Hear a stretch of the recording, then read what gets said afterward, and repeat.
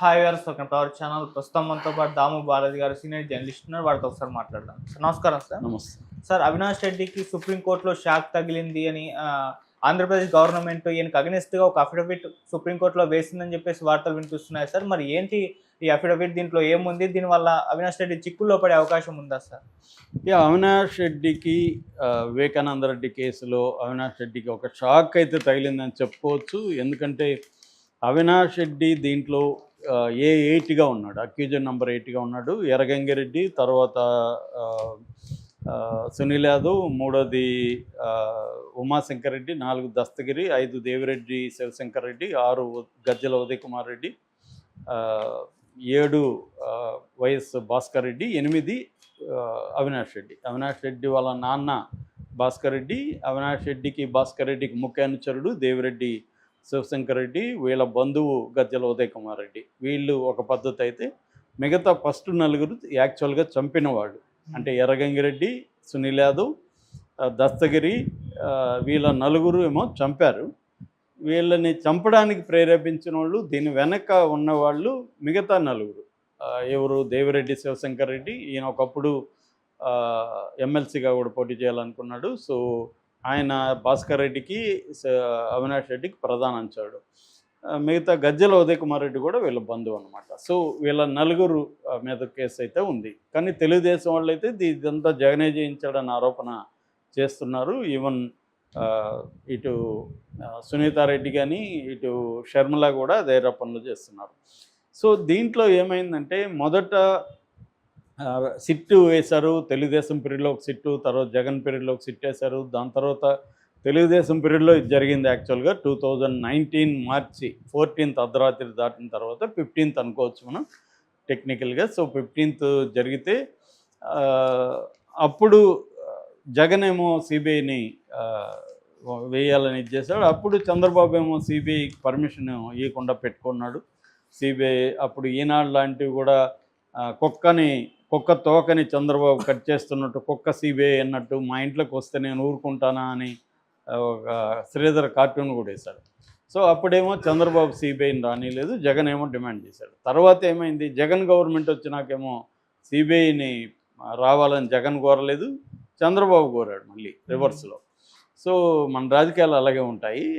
సునీతది కూడా ఫస్ట్ ఏమో చంద్రబాబే చంపించాడు అన్నట్టు సునీత ఆరోపించింది. దాని తర్వాత సునీత రివర్స్ తిరిగి జగనే చంపించాడని తిరిగింది. ఇవన్నీ ఇది రాజకీయంగా ఒక పక్క జరుగుతుంది, కోర్టులో ఇంకొక పక్క జరుగుతుంది. కోర్టులో ఏమైంది, దీనికి ఐఓగా ఉంటున్న, ఐఓ అంటే ఇన్వెస్టిగేటివ్ ఆఫీసర్గా ఉంటున్న సిబిఐ ఎంటర్ అయిన తర్వాత రామ్ సింగ్ సిబిఐ ఎంటర్ అయింది. దాని తర్వాత అక్కడ కోర్టులో పక్షపాతంగా ఉండొచ్చు అని చెప్పి తెలంగాణ హైకోర్టుకు కూడా షిఫ్ట్ అయింది కేసు, సునీత పోరాటం మేరకి. దీని తర్వాత అనేక ఆరోపణలు వచ్చాయి.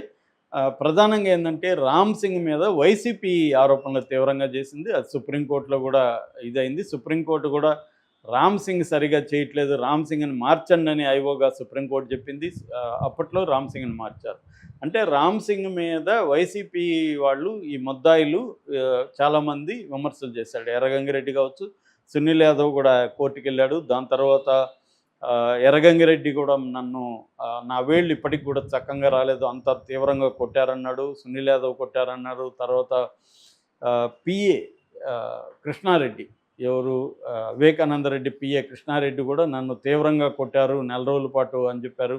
అట్లాగే ప్రధాన సాక్షిగా ఉంటున్న వాచ్మెన్ రంగయ్య కూడా నన్ను, అతనికైతే ఎక్కడికి తీసుకెళ్లారో కూడా తెలియదు, గుజరాత్ అని చెప్పాడు. అతను బీహార్ అంటాడు, గుజరాత్ అంటాడు. అలాగే అప్పటి నుంచి నాకు మతిమరుపు కూడా వచ్చింది, మైండ్ కూడా డిస్టర్బ్ అయిపోయిందని కూడా అతను కూడా చెప్పాడు.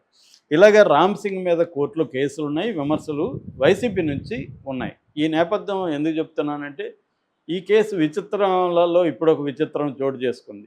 అంటే రామ్ సింగ్ తెలుగుదేశం తరపున వైసీపీని వేధించడానికి, అప్రూవర్లుగా మారడానికి కొట్టాడు అనేది రామ్ సింగ్ మీద వైసీపీ ఆరోపణ.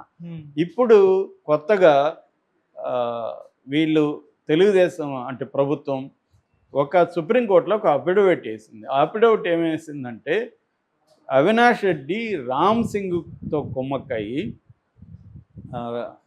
రామ్ సింగ్తో అవినాష్ రెడ్డి కుమ్మక్కయి ఈ కేసును నీరుగార్చడానికి ట్రై చేశారు.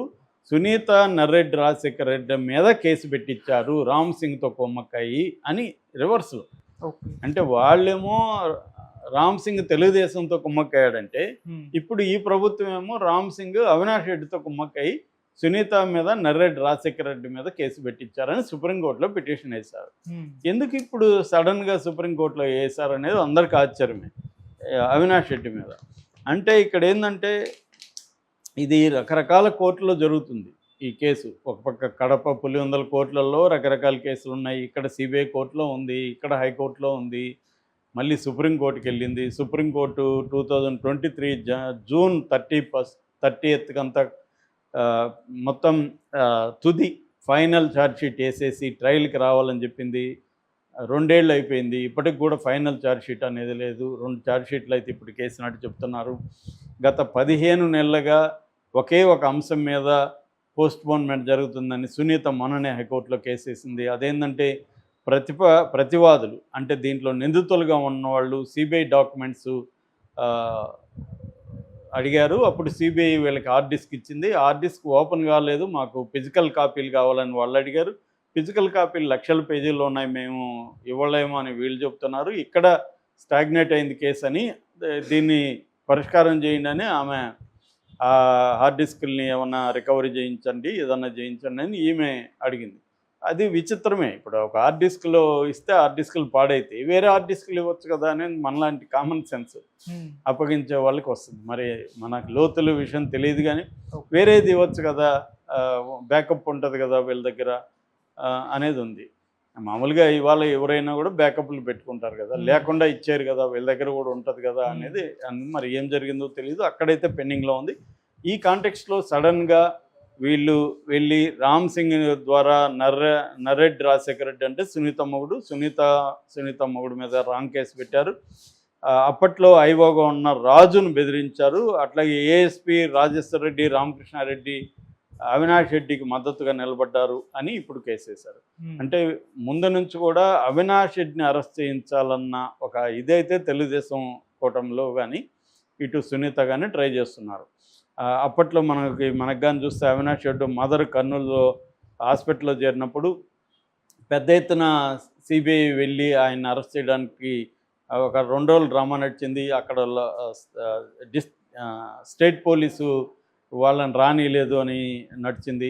సిబిఐ అనుకుంటే స్టేట్ పోలీసులు ఆగుతారా అన్న ఒక చర్చ నడిచింది. ఏదేమైనా ఆ తర్వాత ఈయన కోర్టుకి వెళ్ళాడు, విచారణకు వెళ్లకుండా ఆ డ్రామా కొద్ది రోజులు నడిచింది. తర్వాత కోర్టుకి వెళ్ళాడు, కోర్టు అవినాష్ రెడ్డికి బెయిల్ ఇచ్చేసింది.